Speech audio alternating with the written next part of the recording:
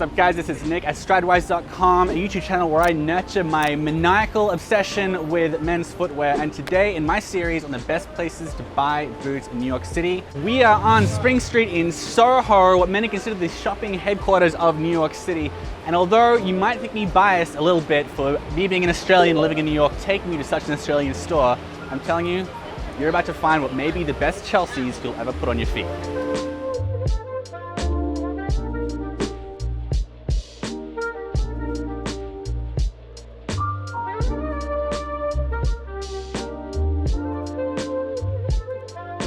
All right, I'm here with Joe, the manager of RM Williams, New York City. Thank you for having us. Of course, anytime, yes. Now, it's as an Australian, this brand runs through my DNA, but for people who are not aware, who are not familiar with RM Williams, what is this brand?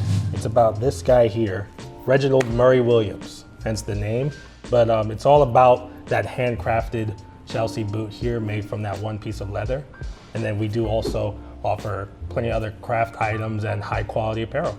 I'm curious as to how much of what you sell is not the Chelsea boot, because this is really like the Chelsea boot brand. So I would say probably, honestly, if I had to give like a ballpark, maybe 20%. Yeah. Like, you know, reasonably. Like 8 out of 10 people who come through the doors, they want a Chelsea boot. Exactly. What is so special about this perennial, archetypal, iconic Chelsea boot? All right. Walk me through it. So we'll start with the leather. This is a high quality yearling calf skin. So it's a very young, very supple leather, but also very durable. So this is kind of like your all around like quality leather. You're just gonna use them, beat them up, and they're gonna last you for years. Yeah, yearling leather, that's when the cow is killed at a year old, right? So it's not quite a calf, but it's not quite a cow. So like, it's kind of like the best of both worlds, right? As far as like the suppleness and the durability and all that kind of stuff. Bingo. So it's yearling leather, which is pretty rare. And I've seen, as an Australian, the thing you need to understand about Australia is I live here in New York City, I grew up in Australia, and every single man either has a pair of RM Williams or he's eventually going to get a pair of RM Williams. It's a rite of passage.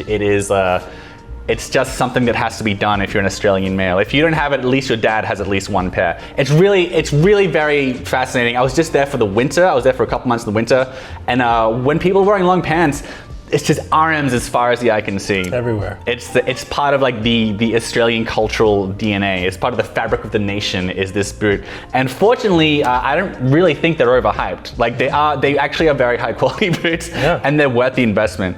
The yearling leather, that's a big part of it. What else is unusual? This is whole cut as well, isn't it? Right, so not many Chelseas in the market can really claim to be a whole cut piece of leather. So you'll notice there's really only one stitch in the back here. Everything else is one solid, stretched out piece of leather. So this is like meant for durability in mind. So this is like a high quality leather that's really gonna last and endure through the ages. We've known people to have 10, 20, even 30-year-old pairs still running around. Like you mentioned, you know, just a rite of passage. If they don't have them new, then they will literally pass them on to their kids, and their kids will keep refurbishing them indefinitely. Yeah, it was very sad when as an adult I didn't have my dad's shoe size, so I couldn't get his pair of RM Williams. But I've got some friends the same shoe size as me, and I was wearing their RM Williams when I was down in Australia. Yeah, it happens, yeah. I didn't have mine. So yeah, there's no seam going here underneath the goring, so a lot of people like that. Not just for like the potential durability there, fewer seams means fewer places for a boot to break down the line. Right. Also like aesthetically, some people like it, they think it's more desirable. And some people say it's a comfort thing as well, like there are fewer seams to aggravate the foot. That happens to be you. So it's whole cut, it's yearling leather, and it can also be resold, can't it? Yep. So this is made with the Goodyear welt construction. So you'll see this, ours is this one's a 3/4 welt strip. So it's like kind of stitched 3/4 around, but essentially there's gonna be a separation here where basically that welt strip is, you can just take down all of this like under part here and then just have it resold as many times as you need. As long as you keep this upper moisturized, this isn't a leather that you can just beat up and hope that it, you know, maintains without proper care. It is a skin. So you wanna, you know, keep it conditioned much like your own skin. So yearling leather is what you're very well known for, right? What other kind of leathers do you have?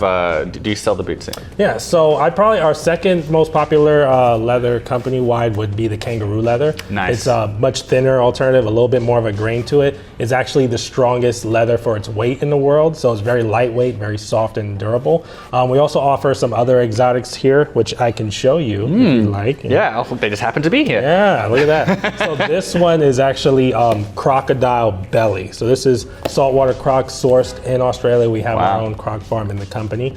And of course we can make it in this craftsman style with the chisel toe iconically. But you can have it made in just about any of the toe shapes that we offer, different sole types. Yeah, that's true. We forgot to emphasize that actually. It's whole cut leather, it's the yearling leather usually, and also they have this chisel toe, like the slightly square toe. That's considered like a very iconic part of the Iron Williams brand as well. Yeah, it's not the original toe. Like the original toe was like our round toe shape, but this one quickly became the iconic like new staple. All right, so we got crocodile. What else we got? So we have this ostrich here as well.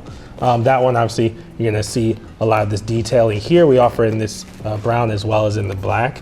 Pretty much same process. Unreal. Is there any emu leather?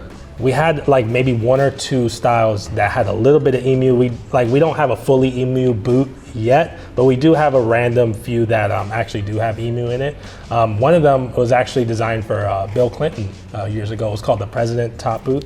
We do still offer it. It's got like 3 to 4 different exotic leathers on it. Yeah, I don't know why I know this, but he wore Iron Williams boots to his second inauguration. Yeah, that's what it was made for. And yeah, that boot right now, I think the last time I saw it was worth like $10,000. Yeah. Yeah, it's a hefty price point. That makes sense. Fully exotic out. Yeah, the Chelsea boots are always like an interesting sort of place in kind of the boot world, right? Because it doesn't have the same heritage as like lace-up like sort of Pacific Northwest boots, like brands like, I don't know, like Knicks and Red Wing and those sorts of boots brands. They don't sell Chelsea boots because the Chelsea boot actually originally started out as like a walking boot for Queen Victoria in like the 19th century or something. Like it wasn't, it doesn't have the same pedigree of like being used to go in the iron mines, right?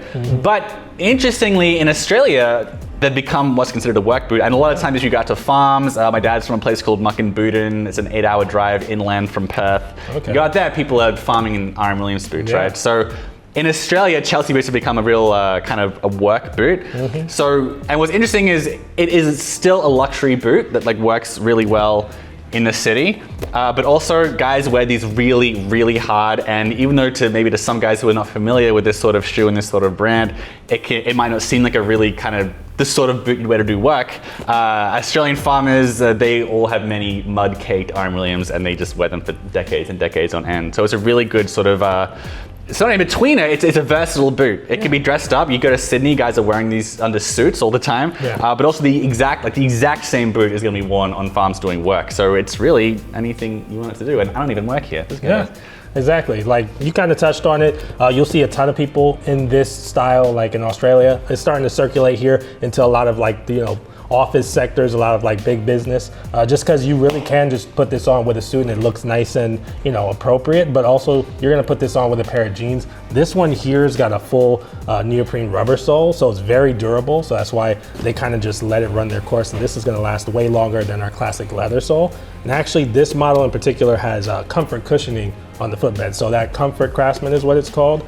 That one's just gonna be super comfortable for day to day. People are like swapping this out for sneakers these days because you get that look, but then you don't have to feel like you're breaking in a hard wearing shoe. Yeah, definitely. All right, well, quite possibly the world's best Chelsea. If you are in New York City and you're looking for a place to buy boots, make absolutely certain that you stop by this Australian mecca of footwear in downtown Soho. Joe, thank you much for your time. Of course, thank you, Nick. Thank you. Yeah, anytime.